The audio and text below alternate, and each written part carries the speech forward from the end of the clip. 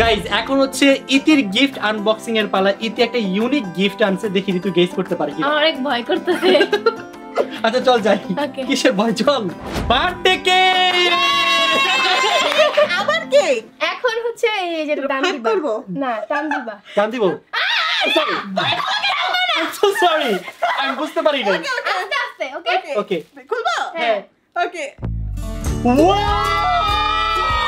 টাকা টাকা, ও মাই god. Guys আমাকে টাকা কেন দিছো? কারণ আমি কি গিফট দিব আমার মাথায় কোনো আইডিয়া ছিল না। এটা তুমি টাকা দিবে আমাকে? ইয়েস, ও। তুমি তোমার পছন্দের মতো দাঁড়া আমি তোমাকে হেল্প করি না, টান দাও এবার।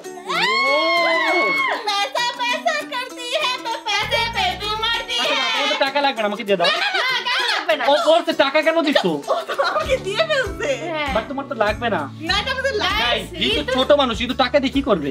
গিফট কিনবে? টাকা তো ছোট বড় হতে টাকা সবাই না দেবে। বাচ্চাদের হাতে টাকা দিতে হয় না। না দিতে হয়। ওর বয়স 19 হইছে, এখানে 20টা নোট আছে।